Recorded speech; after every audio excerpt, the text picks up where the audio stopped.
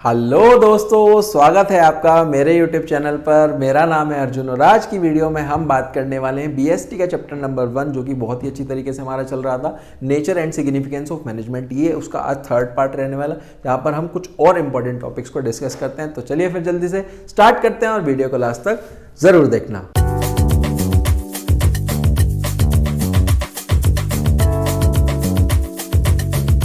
देखो जी, आज का जो टॉपिक है वो है सर हमारे पास नेचर ऑफ मैनेजमेंट। आज हम समझने वाले हैं कि मैनेजमेंट का नेचर कैसे होता है। 3 तरीके से होता है, साइंस, आर्ट और प्रोफेशन। देखते हैं क्या वो साइंस है, क्या वो आर्ट, क्या वो प्रोफेशन है। चलो जी, इसको पढ़ने की कोशिश करते हैं। सबसे पहले चलते हैं सर हम साइंस पे। मैनेजमेंट एज अ साइंस का मतलब क्या होता है, देखो इसके अंदर आ जाता है मैनेजमेंट एज अ साइंस का मतलब क्या होता है। सबसे पहले तो हम साइंस को समझने की कोशिश करते हैं। साइंस को आप कैसे डिफाइन कर सकते हो। साइंस का मतलब होता है जितने भी सिस्टमैटिक या फिर हमारे पास ऑर्गेनाइज बॉडी ऑफ नॉलेज होती है। क्या होती है सर? सिस्टमैटिक या फिर ऑर्गेनाइज बॉडी ऑफ नॉलेज के उसमें काफी ज्यादा हमारे पास नॉलेज होती है जो किस चीज पे बेस्ड होती है। जितने भी फैक्ट्स हैं, जितने भी फाइंडिंग्स हैं, जितने भी एक्सपेरिमेंट्स हैं, जितने भी इवेंट्स हैं, उन सब की चीज़ों की मदद से तो हम जितने भी अपनी नॉलेज हैं वो सब लेते हैं या फिर ऑब्जर्वेशंस होते हैं वो लगाते हैं। अब इसी तरीके से हमारे पास इसके 3 फीचर भी हो जाते हैं। देखो क्या है कि साइंस में सबसे पहले तो सिस्टमैटिक बॉडी ऑफ नॉलेज होगा। नॉलेज कहाँ से मिलता है सर? नॉलेज मिलता है स्टडी मटेरियल से। तो यहाँ पर स्टडी मटेरियल अवेलेबल होता है जिसकी मदद से हम क्या ले लेते हैं? साइंस की नॉलेज ले लेते हैं। उसके बाद आगे चलते हैं कि साइंस में हमारे पास क्या देखने के लिए मिल जाता है। साइंस में हमारे पास यहाँ पर काफ़ी सारे एक्सपेरिमेंट्स देखने के लिए मिल जाते हैं। जितने भी ऑब्जर्वेशंस है वो कैसे बनती हैं? एक्सपेरिमेंट्स की मदद से। कि जितने भी साइंस के लॉज हैं, जितने भी साइंस के हमारे पास डेरिवेशंस होते हैं वो सब कैसे बनते हैं? कि हमारे पास एक्सपेरिमेंट्स की मदद से ही तो बन पाते हैं, है ना। ये इसके अंदर आ जाता है। उसके बाद आ जाता है सर यूनिवर्सल एप्लीकेबल। कि जो भी हमारे साइंस के प्रिंसिपल्स होते हैं क्या वो यूनिवर्सल उनकी वैलिडिटी है? बिल्कुल सर। जो इंडिया में लगता है वही जापान में भी साइंस का रूल लगता है, यूएस में भी वही लगता है, या सब जगह अपना अलग अलग है? नहीं, साइंस का तो बेसिकली न्यूटन का लोग है वो तो हमारे पास सब जगह सेम ही लग रहा होगा। तो इसके 3 पॉइंट आ जाते हैं सर हमारे पास। साइंस की अगर मैं बात करूँ तो systematic body of knowledge. Knowledge कहाँ से मिलती है सर? स्टडी मटेरियल से। दूसरा है कि हमारे पास कुछ ना कुछ एक्सपेरिमेंट से बेस्ड होते हैं, यानी कि एक्सपेरिमेंट से हमारे पास यहाँ पर आते हैं, है ना।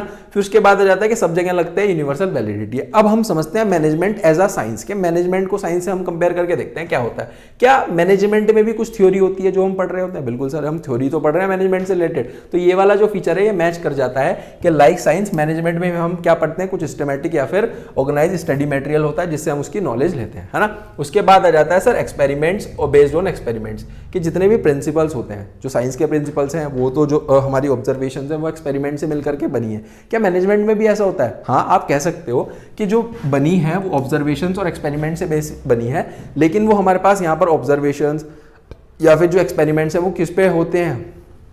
वो करे जाते हैं सर ह्यूमन बींग्स में।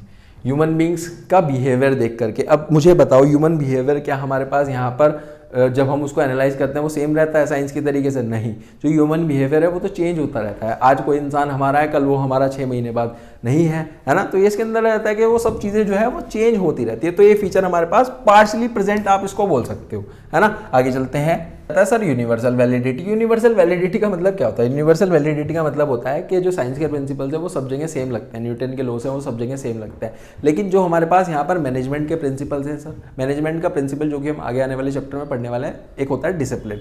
डिसिप्लिन का मतलब क्या होता है? डिसिप्लिन का मतलब होता है जो भी चीज़ हम वहाँ पर फॉलो कर रहे हैं सब एक तरीके से काम करने वाले हैं डिसिप्लिन के अंदर, है ना। तो जो हमारे पास यहाँ पर इंडिया में एक ऑर्गेनाइजेशन लगा रही है जितने डिसिप्लिन से वो काम कर रही है, शायद हो सकता है कोई और हमारे पास ऑर्गेनाइजेशन या फिर किसी और कंट्री में होने वाली ऑर्गेनाइजेशन उतना डिसिप्लिन ना लगा रही हो, तो जो होता है वो यूनिवर्सल वैलिडिटी नहीं होती है। क्यों? क्योंकि उसमें हम चेंज कर सकते हैं, ना, कि मॉडिफाई कर सकते हैं according to the given situation. कि जो भी हमारे पास गिवन सिचुएशन है उसके अकॉर्डिंग हम कर पाएंगे। तो ये जो फीचर है ये हमारे पास प्रेजेंट नहीं होता है बेटा मैनेजमेंट में।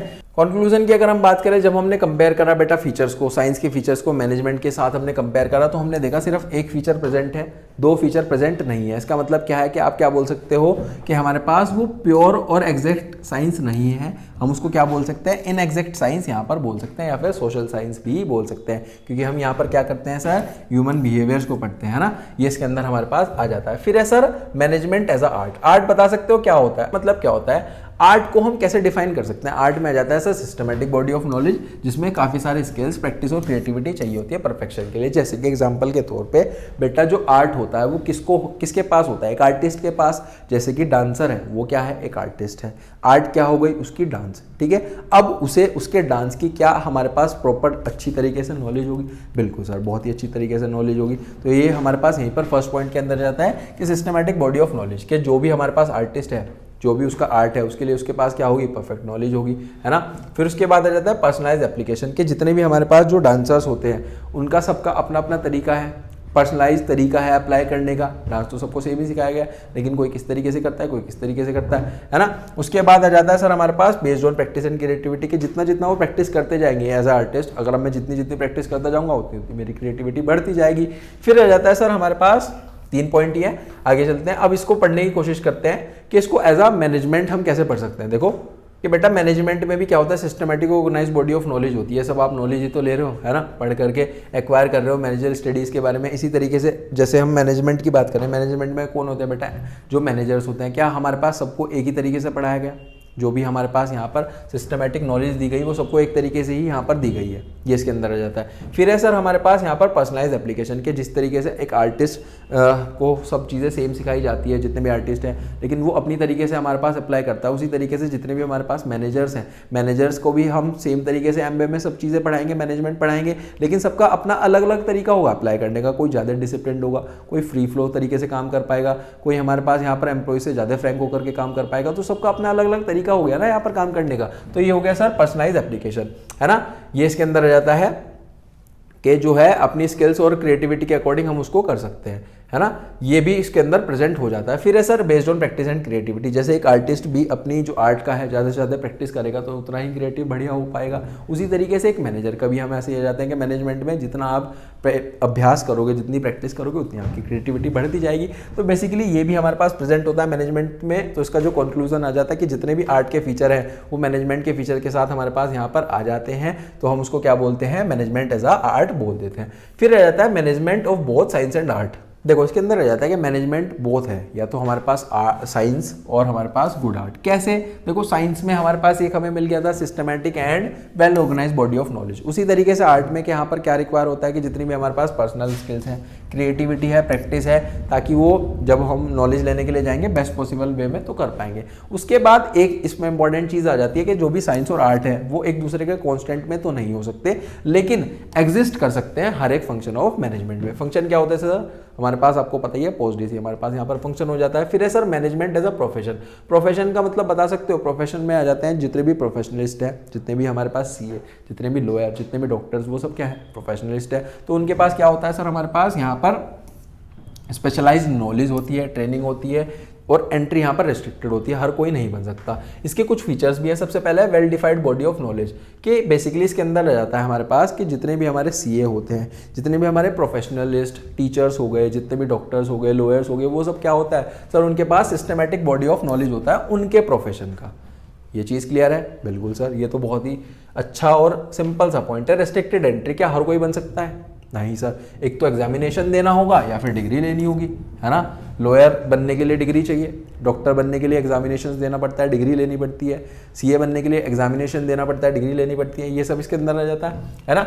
वहीं पर आगे चलते हैं, प्रेजेंस ऑफ प्रोफेशनल एसोसिएशन। मतलब क्या होता है कि हर एक प्रोफेशन में बेटा कुछ ना कुछ स्पेशल एसोसिएशंस बनाई जाती हैं। जैसे कि जो हमारे लॉयर्स हैं, लॉयर को हमारे पास यहाँ पर रजिस्टर्ड करना पड़ता है बार काउंसिल ऑफ इंडिया, यानी कि वो उनकी एसोसिएशन हो गई। इसी तरीके से हर एक प्रोफेशन में उनकी खुद की एक एसोसिएशन होती है जिसमें उनको क्या करना पड़ता है, खुद को रजिस्टर कराना पड़ता है ना। फिर इसके अंदर आ जाता है sir existence of ethical code. इसके अंदर आ जाता है कि हर एक प्रोफेशन का ना, देखो कुछ हमारे पास यहाँ पर एथिकल कोड्स होते हैं जो कि उस पर्टिकुलर प्रोफेशन में जितने भी बाइंडिंग टू ऑल होते हैं, कि जितने भी प्रोफेशनल्स हैं, बाइंडिंग टू प्रोफेशनल्स होते हैं उस पर्टिकुलर प्रोफेशन के अंदर, उन सबको वो फॉलो करने पड़ते हैं। जैसे बार काउंसिल ऑफ इंडिया है, उनके भी अपने कुछ एथिकल कोड्स ऑफ कंडक्ट होंगे जो कि उन सब लॉयर्स को, उन सब जो कि वहाँ से रजिस्टर हुए हैं, उन सबको फॉलो करने पड़ेंगे। ये इसके अंदर आ जाता है। फिर ऐसा सर्विस मोटिव, बताओ जी, प्रोफेशनल्स हैं वो कोई सामान बेच रहे हैं? नहीं, वो तो हमारे पास किस में डील करेंगे, सर्विस में ही डील करेंगे। जो भी उनके क्लाइंट्स होंगे उनको क्या देंगे सर, सर्विस देंगे, है ना। अब इसको पढ़ते हैं सर मैनेजमेंट के पॉइंट ऑफ व्यू से। देखो यहाँ से पढ़ते हैं सबसे फर्स्ट पॉइंट से कि मैनेजमेंट में क्या हो सकता है। देखो सबसे पहला था well defined body of knowledge. हमने प्रोफेशनल्स यानी कि प्रोफेशन के पॉइंट ऑफ व्यू से पढ़ा था, तो उसमें क्या था कि sir systematic body of knowledge चाहिए। यहाँ पर भी चाहिए, यहाँ पर भी सिस्टमेटिक बॉडी ऑफ नॉलेज चाहिए। नॉलेज ही तो ले रहे हैं तो ये प्रेजेंट हो जाता है। उसके बाद आ जाता है रेस्ट्रिक्टेड एंट्री। रेस्ट्रिक्टेड एंट्री का मतलब है कुछ एग्जामिनेशन, कुछ डिग्री लेनी पड़ेगी तभी आप प्रोफेशनल्स बन सकते हो। लेकिन यहाँ पर ऐसे कोई हमारे पास रिक्वायरमेंट नहीं है, कोई भी रेस्ट्रिक्शन नहीं है। हाँ, कुछ हमारे पास क्वालिफिकेशन होनी चाहिए, उसकी मदद से आप बन सकते हो। फिर है sir presence of professional associations के, कुछ ना कुछ हमारे पास, जैसे हमने लोअर वाले एग्जांपल में पढ़ा, बार काउंसिल ऑफ इंडिया से रजिस्टर कराना पड़ेगा। यहाँ पर भी कुछ एसोसिएशंस होती है जो कि इंटरनेशनल लेवल पे, नेशनल लेवल पे होती है, लेकिन ऐसा कोई भी हमारे पास जरूरी नहीं है कि आप उससे रजिस्टर हो जाओ, तो ये भी हमारे पास प्रेजेंट नहीं हो पाता है। फिर है sir existence of ethical code. कहता है कि सर हमारे पास जितने भी सब प्रोफेशनल्स होते हैं ना, उनका जो भी प्रोफेशन है उसमें कुछ ना कुछ एथिकल कोड ऑफ कंडक्ट होते हैं जो उनको यहाँ पर फॉलो करने होते हैं। यहाँ पर भी इस तरीके से है कि ऑल इंडिया मैनेजमेंट एसोसिएशन एक एसोसिएशन बनी हुई है जो कि सारे एथिकल कोड ऑफ कंडक्ट्स बताती है, अपने बनाती है। उसमें ज़रूरी नहीं है कि आप उसको रजिस्टर कराओ एज अ मैनेजर, मैनेजमेंट का अगर आप पार्ट हो तो जरूरी नहीं है आप उसमें रजिस्टर कराओ या उसको फॉलो करो, तो ये भी फीचर प्रेजेंट नहीं होता है। फिर है sir service motive. Service motive का मतलब क्या है कि जो भी हमारे प्रोफेशनल्स हैं वो हमारे पास क्लाइंट्स के साथ सर्विस में डील कर रहे होते हैं। उसी तरीके से अगर मैं कहूँ कि जो हमारा मैनेजमेंट है उसका बेसिक पर्पस क्या होता है, उसका बेसिक पर्पस होता है कि जितने भी उसके गोल्स हैं वो हमारे पास अचीव हो जाए। और अब यहाँ पर एक गोल नहीं होता है किसी भी मैनेजमेंट का कि जैसे कि एक गोल क्या होता है प्रॉफिट कमाना, प्रॉफिट कमाना ही नहीं होता, बल्कि कॉम्पिटेटिव मार्केट में सर्वाइव करना लंबे समय के लिए, या फिर जितने भी सोसाइटी के हमारे ऑब्जेक्टिव्स होते हैं, सोशल ऑब्जेक्टिव्स, यानी कि good quality product reasonable price में देना, कुछ सोशल फैक्टर्स के लिए काम करना, ये इसके अंदर हमारे पास आ जाता है, वो भी सब अचीव करना होता है, तो ये भी इसका पार्ट नहीं बन जाता है। कंक्लूजन की अगर हम बात करें तो हमने जब कंपेयर करा जितने भी प्रोफेशन के फीचर्स थे मैनेजमेंट के फीचर्स के साथ, तो बेटा हमारे पास यहाँ पर कुछ खास मैच नहीं हो पाए, है ना। देखो जी, फिर आ जाता है लेवल्स ऑफ मैनेजमेंट। इसका मतलब क्या है कि हमारे पास ऑथोरिटी रिस्पॉन्सिबिलिटी रिलेशनशिप होती है जो कि बाइंड करती है इंडिविजुअल को एज अ सुपीरियर या फिर as a subordinate. Authority responsibility का मतलब क्या हो गया सर, जितने भी काम को करने की जिम्मेदारी, वो responsibility, power to take decision, जिसके पास ज़्यादा है वो सुपीरियर लेवल पे है, जिसकी जिम्मेदारी ज़्यादा है वो हमारे पास टॉप लेवल यानी कि सुपीरियर लेवल पे है, जिसके पास कम है वो लोअर लेवल पे है। तो इसका मतलब ये होता है कि लेवल्स हमारे पास यहाँ पर कितने तरीके के होते हैं सर, ये होता है। देखो ये रहा चार्ट, बहुत ही अच्छा चार्ट है। टॉप, मिडल और लोअर तरीके का मैनेजमेंट होता है। टॉप है सर ये एक, अगर हमारी ऑर्गेनाइजेशन है तो इस ऑर्गेनाइजेशन के टॉप पे जो बैठे हैं, है ना, टॉप पे कौन है sir, board of director, chairman, general manager, president, vice president, chief executive officer, ये बेसिकली हमारे पास यहाँ पर टॉप लेवल के इंसान होते हैं। उसके बाद मिडल पे जितने भी तरीके के manager, sale manager, purchase manager, हमारे पास और कौन आ सकते हैं, मार्केटिंग मैनेजर आ गया, प्लांट सुपरिटेंडेंट आ गया, डिविजनल हेड, डिपार्टमेंट हेड्स, ये बेसिकली हमारे पास यहाँ पर आ गया। लोअर लेवल में, लोअर लेवल का दूसरा नाम होता है sir supervisory level, operational level, ये लोअर लेवल में। तो तीन है, टॉप, मिडल, लोअर। टॉप में सारे टॉप वाले लोग, मिडल में सारे मैनेजर्स और लोअर में आ जाता है सुपरवाइजर्स, जितने भी हमारे सुपरिटेंडेंट्स होते हैं वो इसके अंदर आ जाता है। देखो जो ऑथोरिटी है यानी कि पावर टू टेक डिसीजन है वो देखो धीरे धीरे हमारे पास यहाँ पर नीचे आती है। और जो हमारी अकाउंटेबिलिटी होती है, अकाउंटेबिलिटी का मतलब होता है आंसरेबिलिटी, के basically power to take decision है किसके पास ज़्यादा होगी, इसके पास होगी, फिर कम इसके पास होगी, फिर कम इसके पास होगी, फिर सबसे ज़्यादा बेटा यहाँ पर आंसरेबिलिटी किसकी होती है, देखो यहाँ से चलती है, ये इसके लिए आंसरेबल है, ये इसको आंसरेबल करेंगे, ये इसको आंसर करेंगे, इस तरीके से यहाँ पर चलता रहता है ना। फिर इसके बाद आ जाता है सर टॉप। टॉप में बेसिकली कौन आ जाते हैं, जितने भी सीनियर्स होते हैं वो टॉप में आ जाते हैं, जैसे कि CEO, chief executive officer, chief marketing officer, managing director, president.